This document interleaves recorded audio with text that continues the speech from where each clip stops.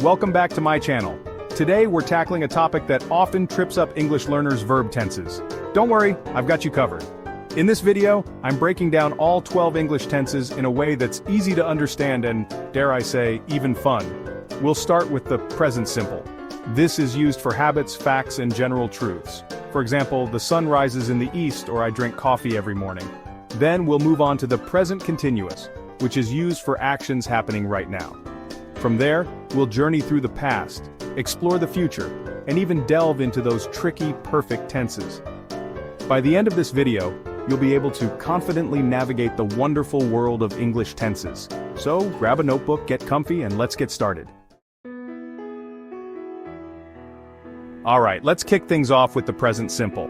This tense is your best friend for talking about routines, habits, facts, and those universal truths. Think about things you do regularly. You might say, I wake up at 7 a.m., I walk my dog every evening, or I study English 3 times a week. Notice how the verb stays in its base form, except when we're talking about he, she, or it, then we add an s or es. For example, he watches movies on Fridays or she loves to cook, see? The present simple is simple. It's all about those actions that happen regularly or are always true. Now I have a little challenge for you. Why not try writing down 3 sentences about your own routines or habits in the comments below? This will help solidify what we've learned and get those grammar gears turning. Next up, we have the present continuous, which is all about actions happening right now, in this very moment.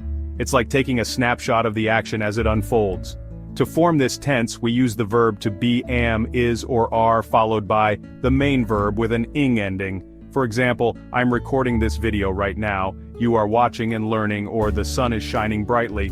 We also use the present continuous for actions happening around the present time, even if not at this exact second. So, you could say, I am reading a great book these days, or my sister is studying for her exams. Remember, the present continuous is all about ongoing actions. So, the next time you're chatting with someone and you want to describe what's happening right now, you know which tense to use.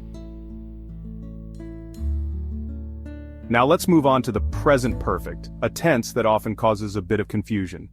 But don't worry, I'm going to make it crystal clear for you. The present perfect connects the past to the present. We use it to talk about experiences we've had in our lives, even if we don't specify exactly when they happened. For example, you might say, I've visited Paris 3 times, or she has tried sushi before. The focus is on the experience itself and its relevance to the present. We also use the present perfect for actions that started in the past and continue into the present. For instance, I have lived in London for 5 years, or they have been married for a decade, see? The present perfect isn't so scary after all. It's all about linking the past to the present.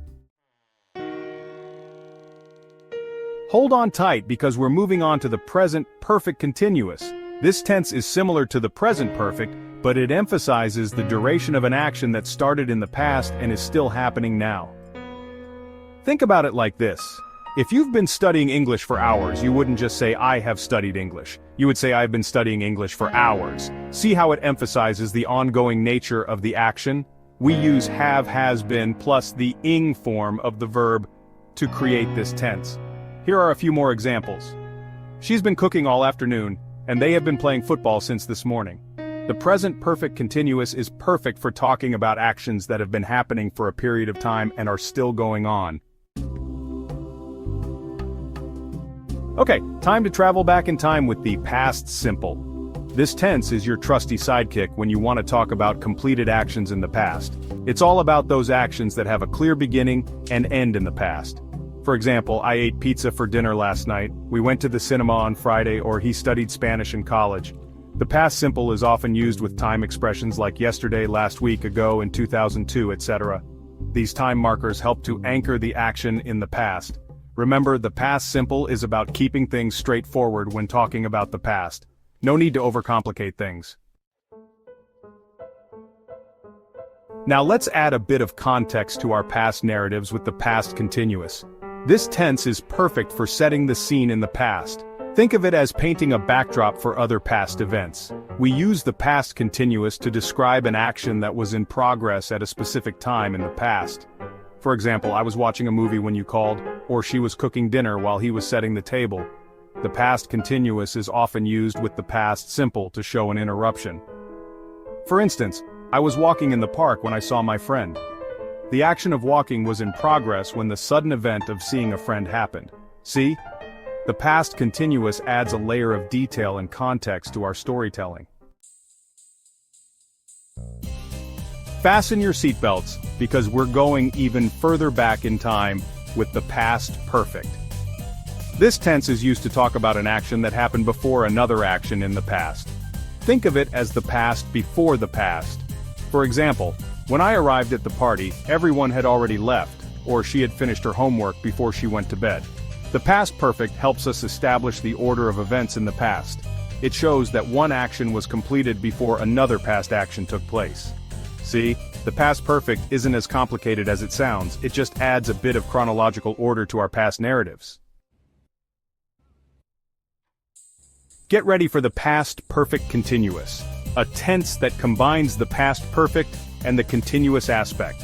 We use this tense to emphasize the duration of an action that happened before another action in the past. For example, I had been waiting for an hour when the bus finally arrived, or they had been dating for 3 years before they got engaged. The past perfect continuous shows that an action was in progress for a period of time before another past action occurred. It's like saying this action had been going on for a while before something else happened. Now, let's step into the future with the future simple. This tense is our go-to for making predictions, expressing spontaneous decisions, and making promises. It's as simple as using will plus the base form of the verb. For example, I will go to the beach tomorrow, she will call you later, or the weather will be nice next week. The future simple is often used with time expressions like tomorrow, next week, in 2025, etc. These time markers help to anchor the action in the future. Remember, the future simple is about keeping things clear and concise when talking about what's to come. Chapter 10. Future continuous. Setting the scene in the future. Let's paint a picture of the future with the future continuous. This tense is perfect for describing actions that will be in progress at a specific time in the future. Think of it as setting the scene in the future. For example, at this time tomorrow I will be flying to Italy, or this evening she will be studying for her exam. The future continuous is often used to talk about planned events or routines in the future. It's like saying this is what will be happening at a particular moment in the future. Chapter 11. Future perfect. Completion in the future. Let's jump ahead in time with the future perfect.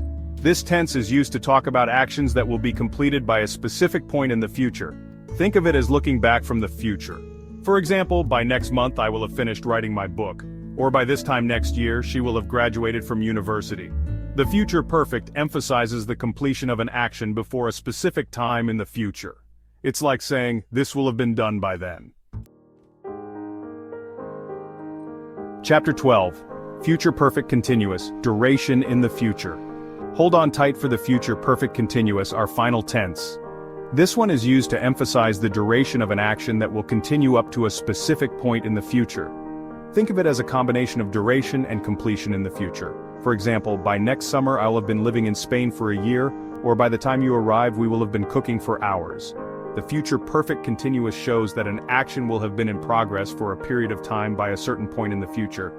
It's like saying, this action will have been going on for a while by then. And there you have it, all 12 tenses in English explained in under 10 minutes. Each tense has its unique structure and purpose, but remember, practice makes perfect. Don't be afraid to experiment with these tenses in your writing and conversations. The more you use them, the more natural they will become. If you found this video helpful, don't forget to like, subscribe, and hit the bell icon for more language tips. Thanks for watching, and I'll see you in the next video.